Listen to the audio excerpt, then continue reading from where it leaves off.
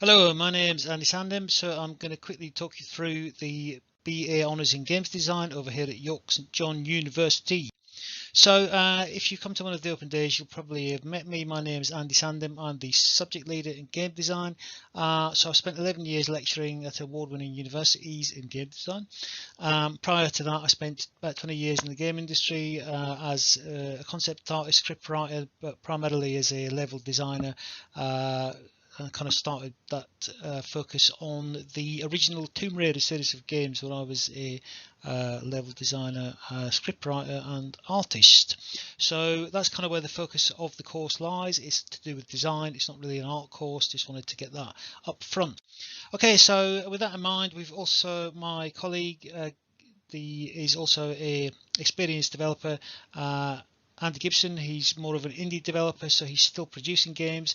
He shipped one last year, which is now on the PlayStation Store, Beep Beep Deliveries.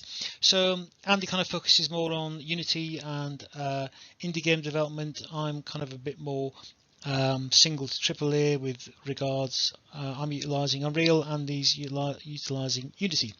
Okay, so structure very quickly. So in the first year, you're kind of getting introduction to the game design fundamentals, software and techniques. Year 2, you get to collaborate with animators and sort of focus more on your own specialisms. You get live industry briefs from industry partners and a possible work placement which you can secure for a period during your second year in industry, obviously. So year 3, you get to focus for the entire year on either a lone or a team project, but it's going to be a published playable game. And this is what we stress all the way through this course. You need to make things playable. This is for your own portfolio. This is so you'll get a job. This is the only way you're going to get a job in games is if you've got something playable.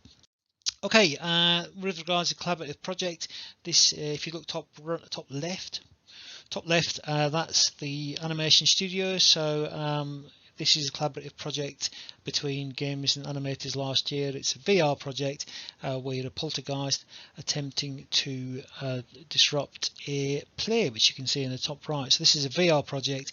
You potter about in VR and fling things at the actors. Amusing. Okay, hardware wise, so we've got a load of VR and AR hardware. We've got a Magic Leaps, we've got a load of Vives, we've got HoloLens, we've got Oculuses, we've got Oculus Go's. We've got some rovers, which is a treadmill for the VR kit, which a student is using to develop a project at the moment.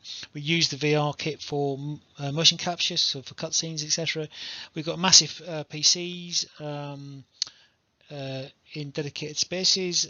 We've got a lot of games consoles lying around for after hours games, which nobody seems to actually play at the minute, strangely, but we do, probably because they're working so hard, but we do stress that students should be playing games out of hours, obviously, because that's you need to learn your trade. We've also got a Sony dev kit, so you can publish directly up onto the PlayStation Network, although obviously with certain criteria. And we have, if you're unavailable to work at the university, we also give you access to high-end laptops. Okay, so the software we're using is the Unreal Engine. We also use Autodesk Maya, although I should say we are contemplating also introducing Blender because it's becoming quite common in industry. We use Photoshop from Adobe Creative Cloud, sometimes Illustrator, and as I say, kind of we're focusing between Unreal and Unity, so we focus on 2D, 3D, depending on the package or what the student wants to do, but we have access to all of these engines. Okay.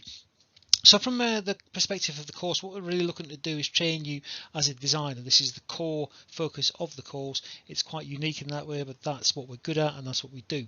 So level design, UI design, UX design, AI and mechanics. We currently aren't stressing too much on UI and UX design, but certainly game mechanics and level design are core parts of the course, and that's where you'll get your jobs.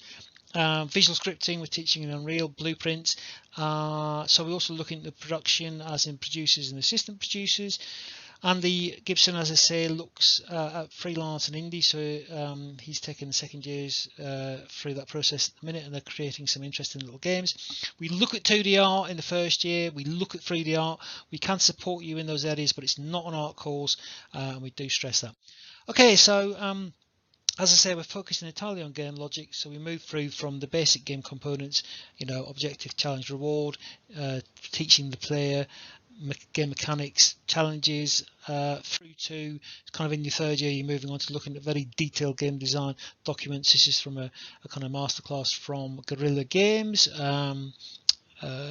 So Horizon Zero Dawn, so this is actually Killzone, but they're talking through different collision techniques and how to waypoint the map.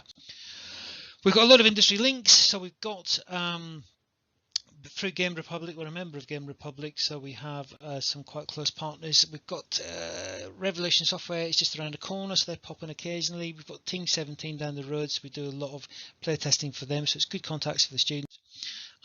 We recently had a visit from Pete Connolly, who was the lead audio designer on the original Watch Dogs. He was also, I know him from Tomb Raider. So he popped up to talk about sound design, a very overlooked area of game development. So just had a boot camp from Stuart, who's also an ex-Tomb Raider. So he had some hit games on the Apple Store. He's Mr. Onions up there top left, came in and talked us through kind of creating games for the mobile device. Just a couple of weeks ago, we had Stephen, who was previously the producer on Crackdown 3, and he was talking us through a number of techniques. So what happens here is, you see, we get a lot of these special lectures, and I record them, and these are only accessible to our students because of various NDA elements of them. That we also had my ex-colleague Bob in, who is one of the senior designers on Gears of War, so he just shipped Gears of War and talked to us about that. Heather popped in. She was one of the original team members of the original Tomb Raider team, so I worked on Tomb Raider 2 through 5. Heather was on the first Raider, and she dug out loads of interesting old sketches and elements that she found in the attic and talked us through those, and so I've got that's accessible to the students. Trips, we've got interesting trips. So we just recently came back from Berlin. I took the students over there. So we did a lot of game museums as well as a lot of cultural museums, so that the students kind of got a broader view and was inspired in a lot of ways to create new games. Okay, and also we have dedicated showcase events. We have a showcase run through the Game Republic, which involves sumo, it involves Rockstar, and other smaller elements such as game jams, and we've got our own arcade cabinet where we let the students put their games on it. Graduation, as I'm sure you know, takes place in York Minster, so that's quite spectacular, and we also have a great graduation show with a large space, which you can see top right there, which attracts a lot of interest.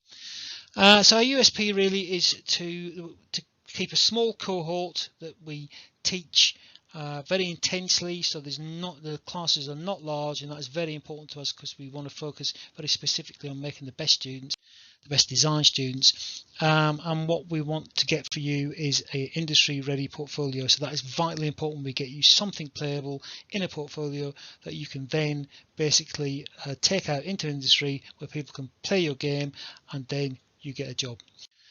Okay, so if you've got any questions, do not hesitate to email me on that email address, or on the Twitter, but please get in contact if you've got any questions. Otherwise, I hope to see you soon. Thank you. Bye-bye.